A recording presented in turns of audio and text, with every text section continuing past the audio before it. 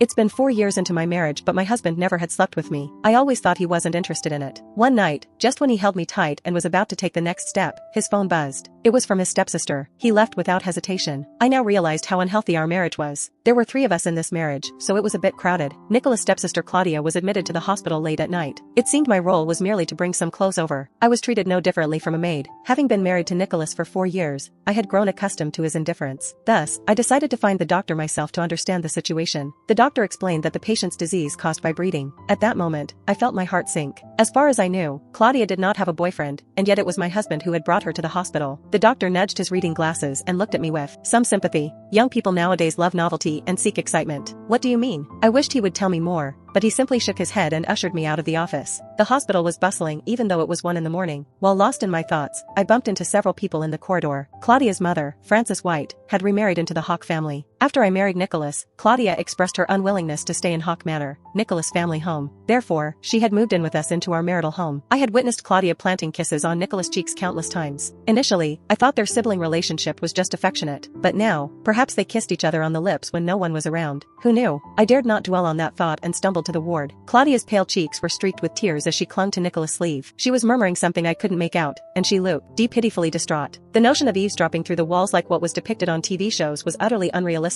Modern doors had excellent soundproofing, especially when securely closed. Nicholas stood with his back to me. His expression was hidden from view and his voice was inaudible. Nevertheless, one thing was for certain, he must be feeling distressed. My hand paused on the door handle, but in the end, I let it go. Rushing in and demanding answers outright would be irrational. Besides, I wasn't sure if I could handle the truth. My marriage with Nicholas had originally been a union of 2 equally powerful families. I had often felt fortunate to live in luxury and marry for love, but as the 4 years of marriage flew by, everything changed. With my father's passing, my family's fortune subsequently declined. I wasn't cut out for business, so to prevent my father's hard work from going to waste, I could only watch my mother struggle alone. On regular days, the comp. Any benefited greatly from Nicholas' favors. If I were to barge in and create a scene based on mere suspicion, it might jeopardize what little remained of our already fading marital bond. With no one at home, I went straight to Claudia's room. Girls tended to have many thoughts on their minds, and where love was involved, it was hard to keep those feelings bottled up. Claudia wasn't an ambitious child. Skipping classes in college was routine for her. Whenever she needed money, she liked to cling to Nicholas' arm and act cute. She'd say, "Nick, give me money please." Claudia was 5 feet and 2 inches tall, making her a rather petite woman. She had a doll-like smile. Nicholas would fall prey to her cuteness, but he wasn't the only one. Every time she acted cute, even I ended up giving her extra pocket money. Yet, her room had no books or notebooks. There was only a picture of her and Nicholas on the dressing table, a long-time memory from their childhood. Claudia had once told me the picture was taken on the day she visited Hawk Manor for the first time, and she had begged to take a photo with her handsome stepbrother. Back then, Nicholas was already mature and poised despite his tender age. His youthful face, even when he was grumpy, could not hide his good looks. Claudia said it was her favorite picture. When I couldn't find anything in Claudia's room, I went to Nicholas' study. I even searched through the contracts in the safe, but still found nothing. At 3 in the morning, I picked up my phone and searched online, how to find evidence of my husband's infidelity. The answers were varied, but none of them applied to our kind of household. Nicholas had rooms reserved in various hotels, and there would be no records of his stays. I tossed and turned in bed, unable to sleep. Finally, I decided to send a message to Nicholas that said, "Honey, are you coming home tonight?" I was acutely aware that I wanted to use his concern for me as evidence that he hadn't Ted. Subconsciously, I refused to accept the truth, especially considering it involved my sister-in-law. However, at the same time, I also knew Nicholas wouldn't come home. Instead, he would stay up all night tirelessly taking care of Claudia. My heart ached. To my surprise, 5 minutes later, I received a reply from Nicholas. It was a simple yes, as emotionless as he was in person. Strangely, such indifference made me ecstatic. Propping up my head, I scrutinized myself in the mirror. My bright eyes reflected a sense of innocence that was unfamiliar with the ways of the world. But at 26 years old, I understood best how this purity and the lingerie I wore could affect a man. I sat boldly on the couch in the living room, just so Nicholas would see me as soon as he opened the door. With Claudia conveniently absent, I thought I'd add a bit of excitement to the mix. I waited until 5 in the morning, but there were no sounds of any cars pulling into the driveway. When I drifted off to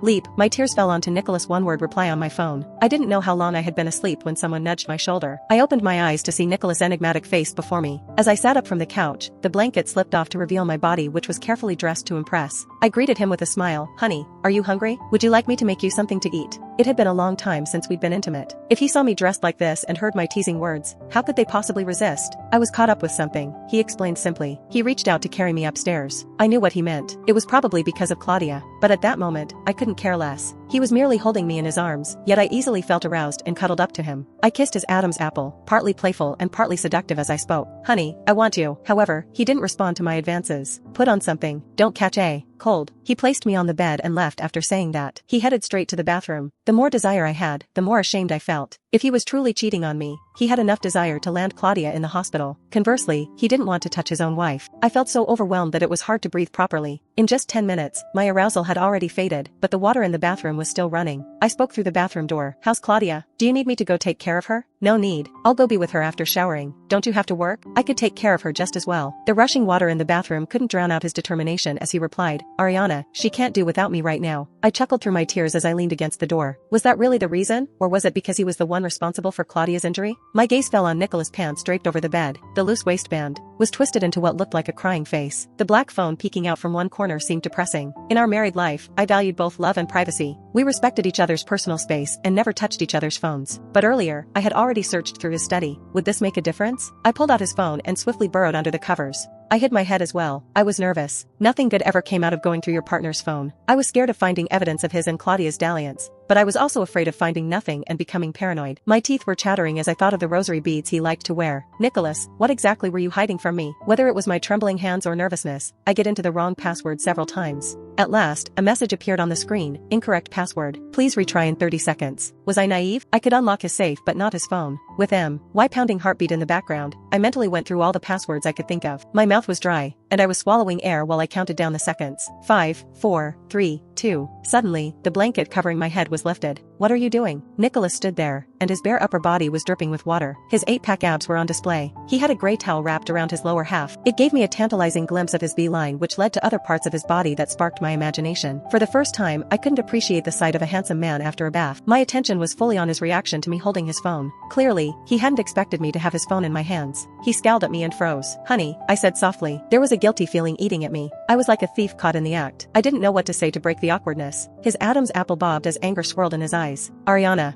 Jones. Nicholas reached for the phone, but thinking he was going to hit me, I instinctively dodged. One of us pressed the shutter button, and there was a click that echoed in the room at an inappropriate time. On the screen, I had disheveled hair, tears welling in my eyes, and a deathly pale complexion. It was hard to believe this was the same person who stood in front of the mirror. Just a few hours ago, I had felt like a seductress who could capture his soul. Nicholas glanced at the phone, and his expression softened slightly. His voice carried a hint of teasing as he said, "What's this? Documenting your first time wearing lingerie for me?" Only then did I realize my body was exposed. I blushed and threw myself into his arms. "I'm sorry." I knelt on the bed and held onto his waist tightly while looking up at him with pleading eyes. "Honey, I want to do it." Of the 26 years I had lived, Nicholas had been the center of my life for 20. From the first time I laid my eyes on him from a distance, I had never looked away. My teenage thoughts were delicate, and I was deeply immersed in a fantasy of unrequited love. I didn't want the faith in my life to crumble. I loved Nicholas with all my heart, and I wanted him to love me the same. Nicholas raised his hand to stroke my head, and the hard lines of his jaw softened slightly. "I have to accompany Claudia for the time being. After that, I can consider bringing you on a trip." I cautiously probed him. "How did Claudia get hurt? Why did she get admitted to the hospital in the middle of the night?" "It's nothing, just an old ailment." In Nicholas' usually cold and firm gaze, I unexpectedly saw a hint of evasion. I felt a pang of disappointment. I knew he didn't want to tell me the truth. "Will it just be the two of us?" I asked tentatively again. Even our honeymoon included Claudia. Right after I married Nicholas, Claudia had fallen seriously ill, and the whole family was very tense at that time. They didn't tell me the specific cause of the illness. Back then, to show my generosity and to gain favor with the in-laws, I agreed to their request to take Claudia with us abroad for treatment. She was still underage at the time, and she was wary of me. She only wanted Nicholas to accompany her. Out of consideration for her illness, I didn't say anything. But since then, Nicholas and I never traveled alone again. I now realized how unhealthy our marriage was and how there had always been a third person in our lives. Nicholas hesitated. "How about we take another honeymoon trip abroad? We should try for a baby. Francis is getting anxious." I pressed and upped the stakes.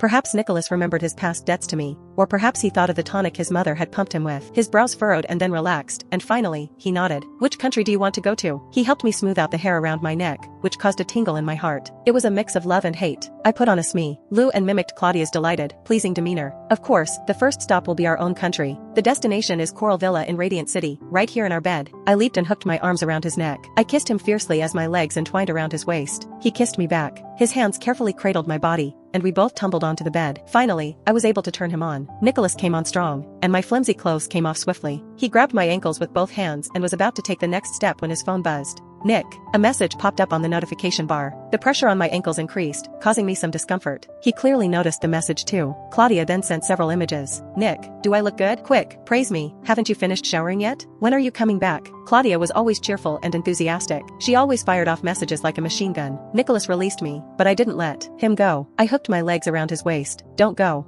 Can't we continue? My voice was impossibly soft. I was doing everything I could to entice him. His voice was hoarse as he pinched my legs. I'm not in the mood anymore. The pain made me loosen my grip, and I watched him wrap a towel around himself and head downstairs to the walk-in wardrobe. In this household, Claudia and I had different roles. She was the pampered darling of the family, the privileged child. Meanwhile, as Nicholas' wife, I must act appropriately at all times, be gentle and virtuous, and see the bigger picture. In the past, if he had said something like that, I would obediently lie down and continue to dwell in the bitter emptiness and loneliness. But once the seed of doubt had sprouted, it wouldn't stop growing unless something was proven. Hurriedly, I chased after him barefoot. What I saw in the walk-in wardrobe was shocking. Nicholas had his phone propped up on the watch display cabinet and nestled between watch boxes. One hand gripped the edge of the cabinet, while the other moved swiftly below his waist. Not far from him lay the gray bath towel he had kicked aside. Although most of his body was obscured, it was easy to guess what he was doing. Soon, the walk-in wardrobe was filled with the unmistakable sounds. It oozed sensuality. My toes curled against the wooden floor. A cold wave washed over me and froze me in place as if by some spell. I couldn't move a muscle. Nicholas quickly grabbed a few tissues. I thought he was done, but to my dismay, he started all over again. Only now did the real pain set in. Every motion of his arm felt like a knife to my heart. Claudia's few photos could pull my husband out of our bed and play with himself while ignoring me, the living, breathing woman right here with him. At that moment, a deafening realization hit me. Nicholas was cheating on me. His actions shattered my world and confirmed my worst fears. I was betrayed by the one I loved most. My dignity had been trampled on, and it all became painfully clear. I didn't understand why I was smiling even as tears streamed down my face. I didn't confront him. Instead, I returned to our room alone, shut the door firmly, and had a quick cry. Then, I quickly washed my face and put on makeup. I needed to get to the hospital and see Claudia before he did. The court wouldn't grant me more in the divorce simply because my husband played with himself to another woman's photos. I needed more concrete evidence.